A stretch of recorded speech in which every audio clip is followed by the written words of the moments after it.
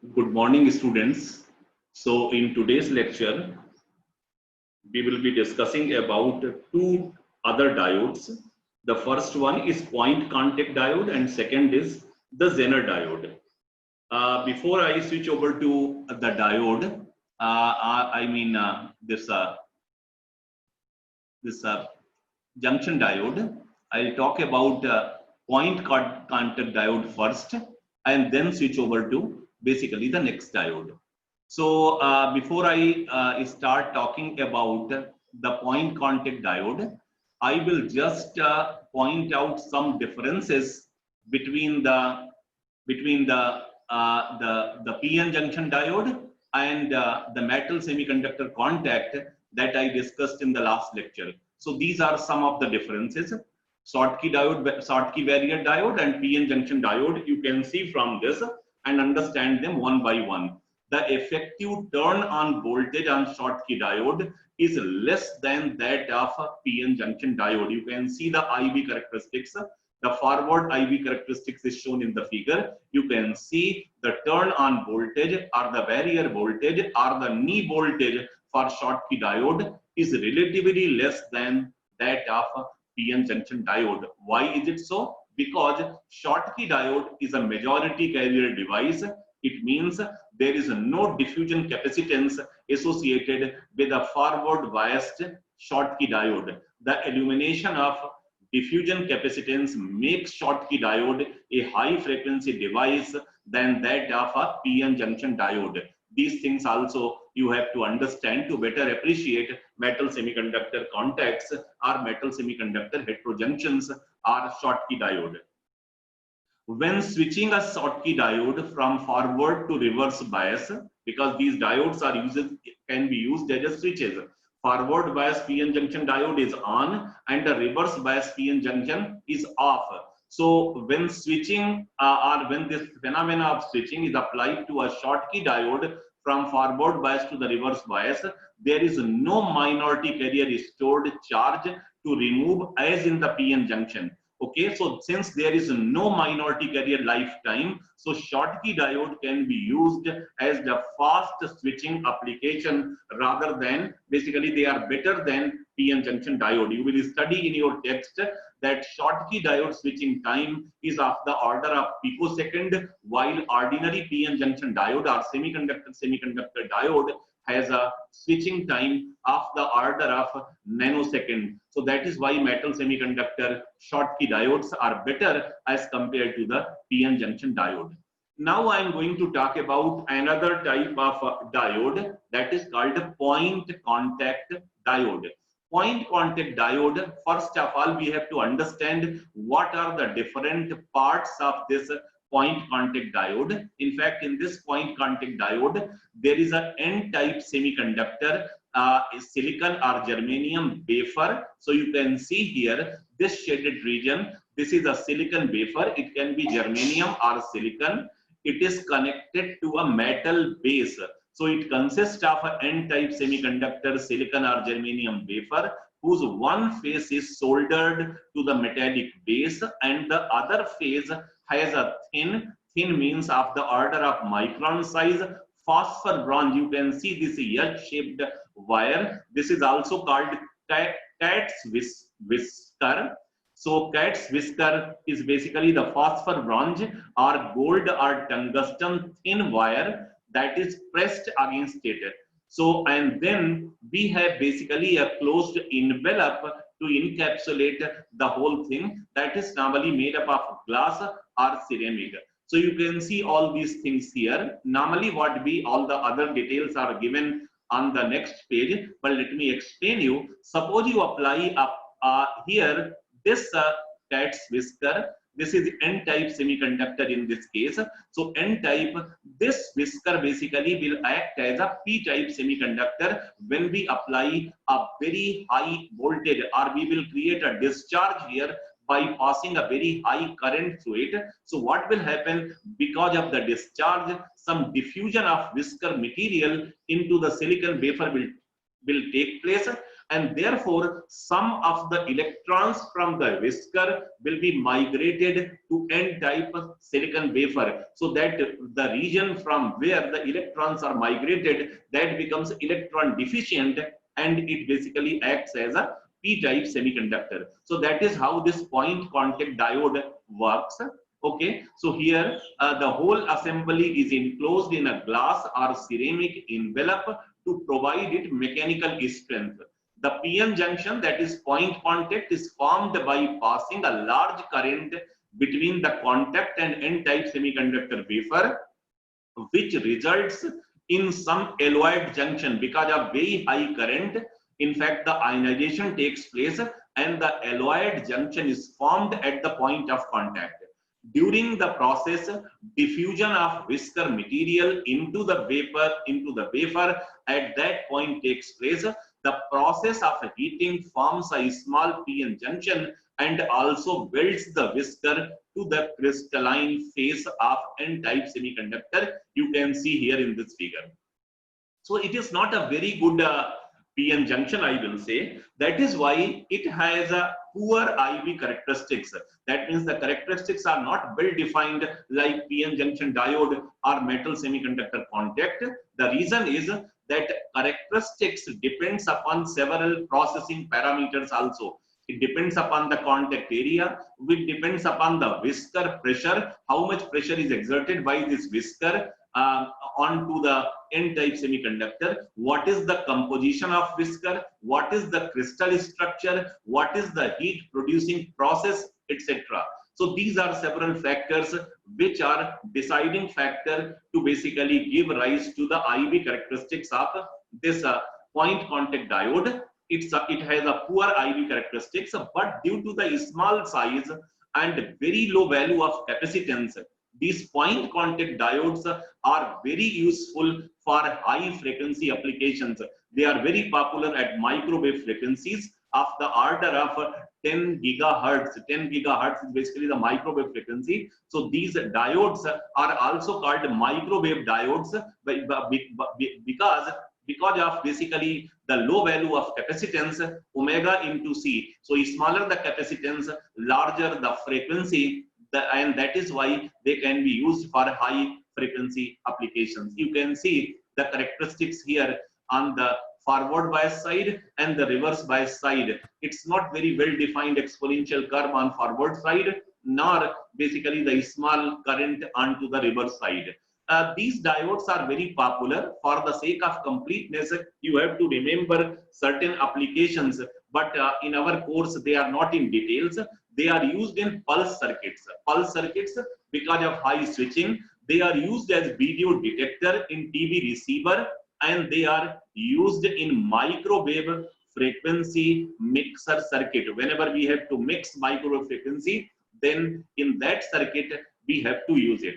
So after this much idea of point contact diode, now I will talk about breakdown. Breakdown, if you recall the IV characteristics of a PN junction, during the forward bias, the characteristics are exponential in shape, or the current increases exponentially as you increase the applied voltage. But if the reverse bias voltage across a PN junction is increased, then what happens is that at a certain voltage, at a certain value of reverse bias voltage, the junction breaks. The reverse saturation current suddenly increases to a very high value. This critical value at which this phenomena takes place is called breakdown voltage, and this entire phenomena is called junction breakdown. The current suddenly shoots up. The current is also called Zener current, but I will talk about the current while talking about Zener diode.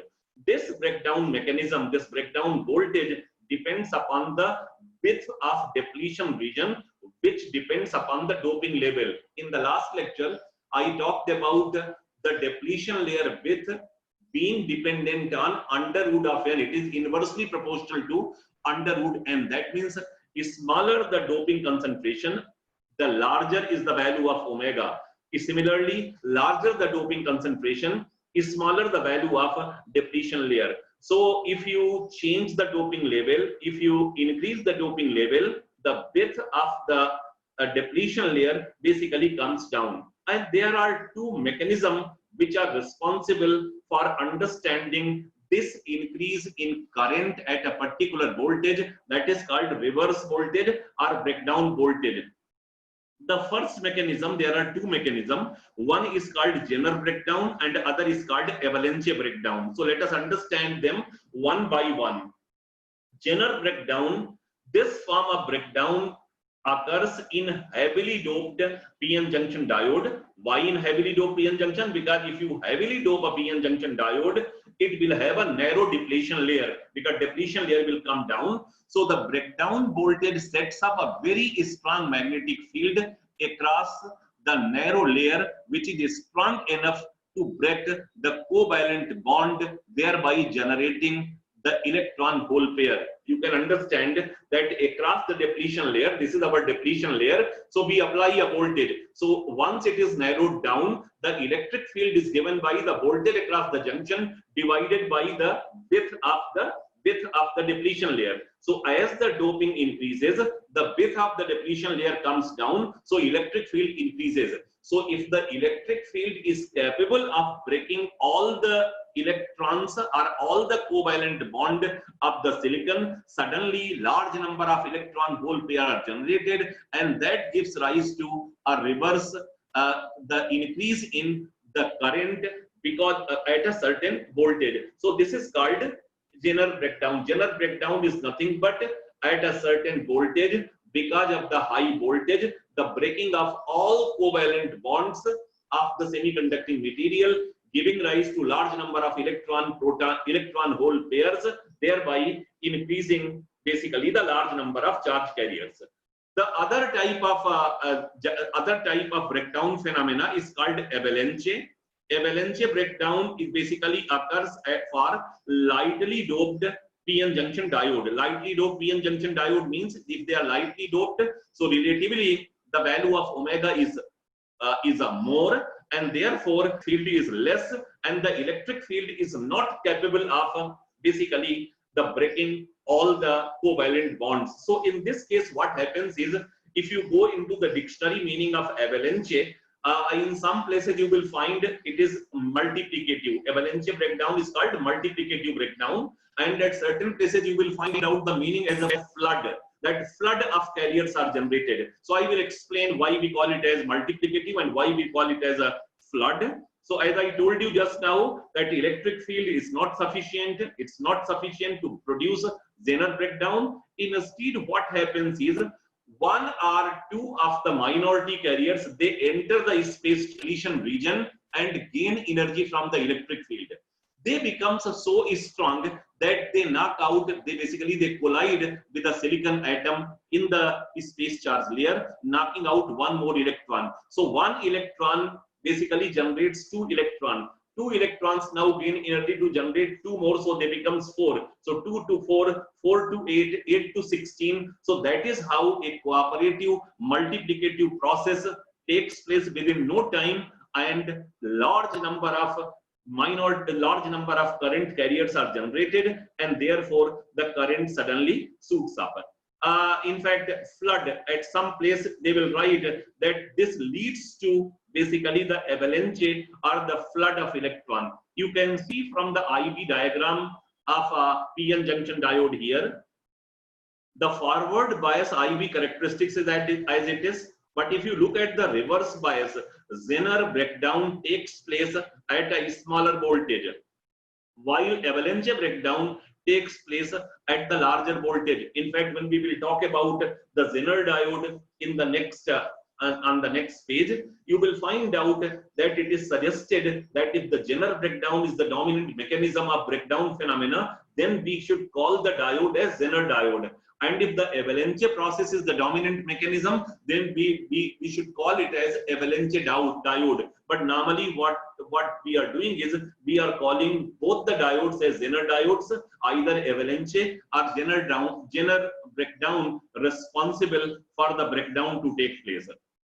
So now, in fact, this is a Zener diode. So now you know that the phenomena of basically the reverse bias voltage side, that at a certain voltage the current suddenly increases, breaking all the carriers instantaneously in case of Zener breakdown, or one carrier gains energy from the electric field, breaks one another. So 2 now gains energy from the electric field. So 2 to 4, 4 to 6, 4 to 8, 8 to 16. And that is how basically by cooperative mechanism, they generate the flood of charge carriers, giving rise to the phenomena of breakdown.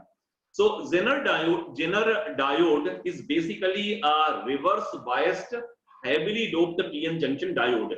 You have to understand what is the difference between ordinary PN junction diode and Zener diode.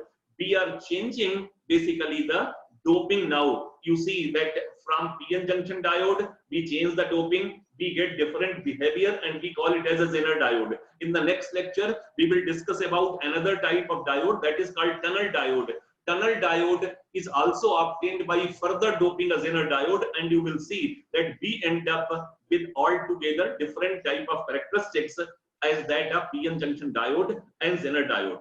So a Zener diode is a reverse biased, heavily doped PN junction diode, which is operated in breakdown region where the current is limited by both the external resistance and the power dissipation of the diode. So here, as discussed earlier, you can see that this diode, as I told you just now, it is operated on the reverse bias side. You can ask me that suppose we operate it in the forward side, the characteristics will be similar to PN junction diode. There will not be any difference. That is why people don't talk about basically the forward bias characteristics of a Zener diode. So coming to the reverse bias side, when the reverse bias voltage is increased at a certain voltage that is shown here as VZ, VZ is called breakdown voltage, the current suddenly shoots up.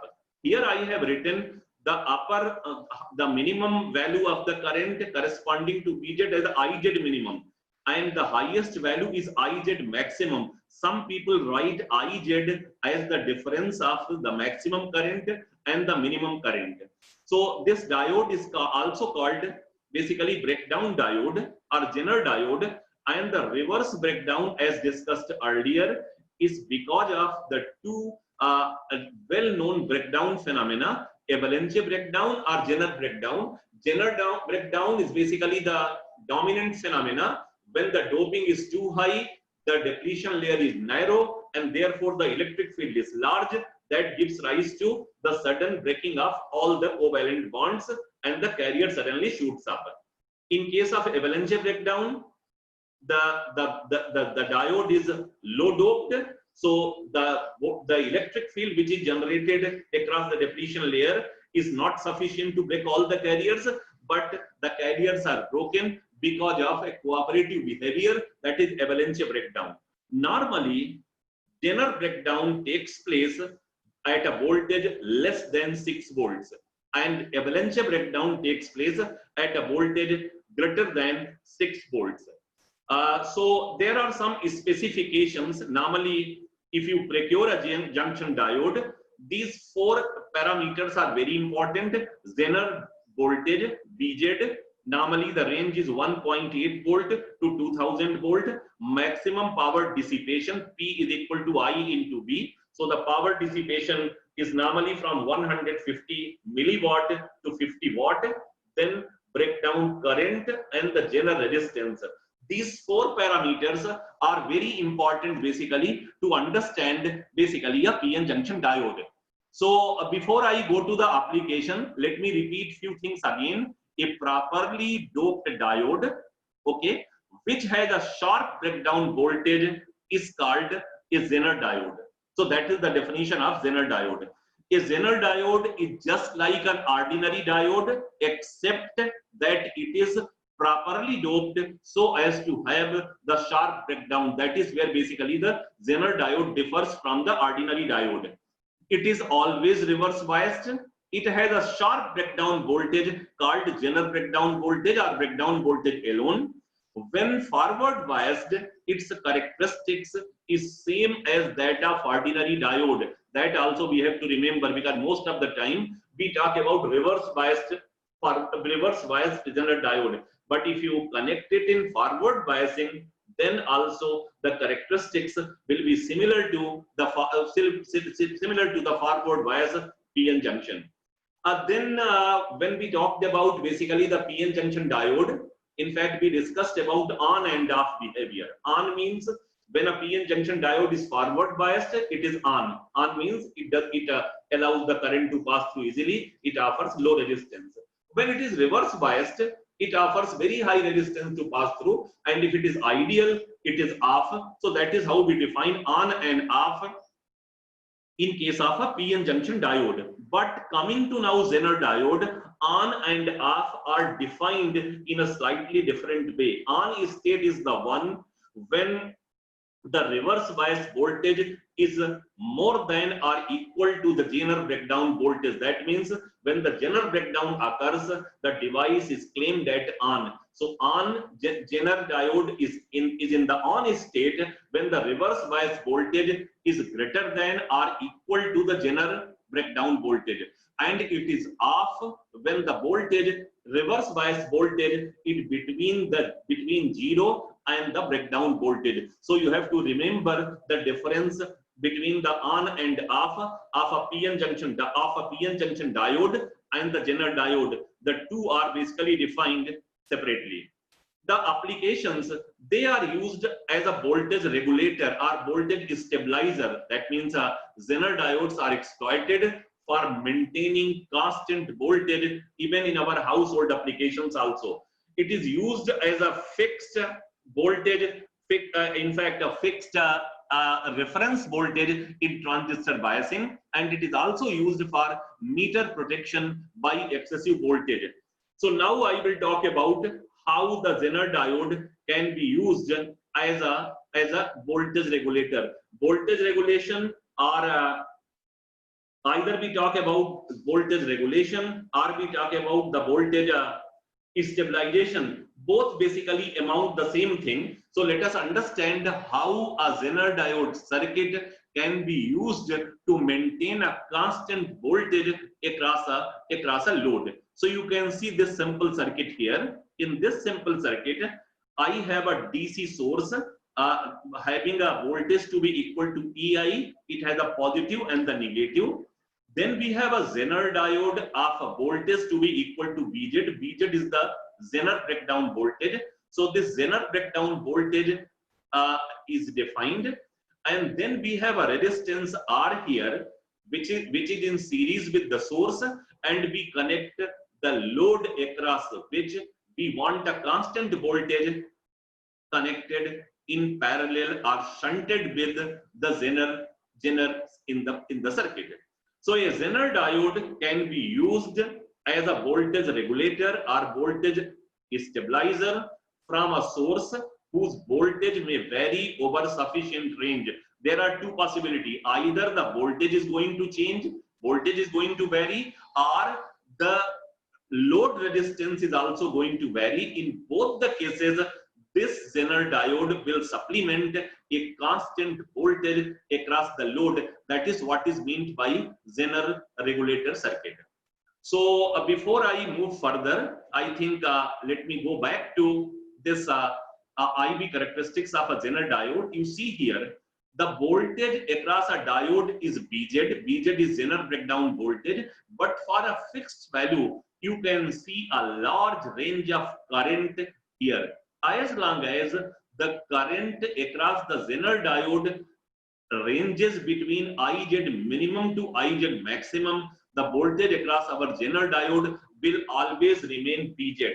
If you understand this, you can change the current from IZ minimum to IZ maximum, but irrespective of that change in current, the voltage across the Zener diode will remain the constant. So if you maintain the current in this region, we can ensure the voltage across the Zener diode to be constant, and therefore any things shunted across this or any load resistance connected in parallel to this will supplement the same voltage here, that is the voltage across this. So now some circuit analysis before we discuss these two conditions. If you look at the first equation, here I is equal to EI minus VZ upon R. So if you apply Kirchhoff's second law in this closed loop, there is one BI here. This is the source. This Vz is also just like a voltage source of a voltage to be equal to Vz. Here this P will go to negative and N is connected to positive. That is how it is ensured that it is reverse biased. Then if a current I is flowing through this resistance R, so the voltage drop across R will be the difference of the source voltage and the voltage across the Zener diode. So that is how this equation is written. I is equal to EI minus Vz upon R. The other equation here, BL, voltage across the load, is BL is equal to IL into RL. That equation is written as equation number 3. IL is equal to BL upon RL. But BL is the voltage across load resistance RL. The voltage as the two ends of the Zener diode will also be equal to BL. So if this diode also has some resistance, then we have to consider the drop across that resistance also. Then our equation becomes a BL, the voltage across the load is equal to breakdown voltage plus I into R, the drop across the resistance of the Zener diode. But if Rz is negligible, if the value of Rz is very small, that is normally the case, then we can ignore this term in comparison to Vz and we can write down BL to be equal to Vz. And the third equation, we can make use of Kirchhoff's first law at this junction. This current I will be the sum of Iz and IL both. So with this information, now I will discuss with you how by changing the input voltage or how by varying the load resistance, we can exploit our Zener diode to maintain the constant voltage across the load, and that is why it is used for voltage regulation. So if you look at the first case, regulation with varying input voltage, you can see the same circuit has been copied here also, but here I have assumed that this source voltage is variable and this is fixed. The voltage is variable, but the load is fixed. In several books, you will find out that they will write this as an unregulated source, and then they will say that the voltage across the load is regulated. In fact, we have a regulated and unregulated power supply in our course. So I will repeat these things again in future to better understand basically regulated and unregulated power supply. But otherwise, a regulated power supply is the one where there is no change in the voltage irrespective of the change in load resistance to a source. So we call it as basically a constant voltage source also. So here we are going to understand that suppose EI is variable, then also irrespective of change in EI, that means either EI increases or EI decreases, we will see that the voltage across the load remains fixed, and that is why it is called regulated supply. So if EI increases, so increase in EI, the value of I, the current through this R will increase. And if the current through the R is increased, what will happen? The current through the diode will increase without changing the current across the load. So Iz into R will increase. Iz into R here, the voltage across this will increase, but the voltage across the load will remain constant. So that is how this Zener diode will help by allowing more current to pass through it and maintaining the voltage across is constant, thereby maintaining a constant voltage across the load. The second possibility is that okay, we have a fixed source, we have a fixed input voltage, but we have a variable load. So in this case, suppose the variable load resistance decreases. So if the load resistance decreases, what will happen? The value of IL will increase.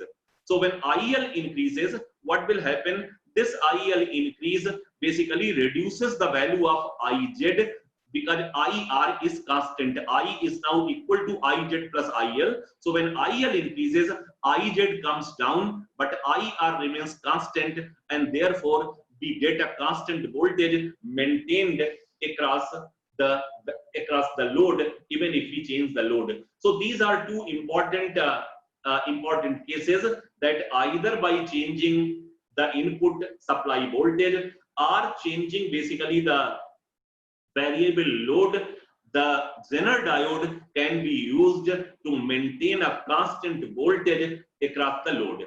Only thing we have to understand that whether the current through the diode increases or decreases, it must lie between IZ maximum and IZ minimum. If it comes below IZ minimum, then whatever we have discussed will not basically hold good in our case, because we are talking in terms of that straight region, the phenomena of breakdown that occurred at BZ, and at BZ there is a huge current range. So we have to basically choose the value so that the current is within IZ minimum and IZ maximum. Then only the voltage across the Zener diode will be constant, and we will get a constant output across the load, either by changing the load or even if the input voltage varies. Even if the resistance value also shoots up, because you all know that when the temperature increases, the resistance of the resistance will also increase. So that thing will also be taken care by the Zener diode while maintaining a constant voltage across this. So in the next lecture, we will talk about two more diodes. One is light, but three more diodes: light emitting diode, then photodiode, and the tunnel diode. So that will complete our discussion on basically the diodes in our course. So that is all about today. Thank you so much.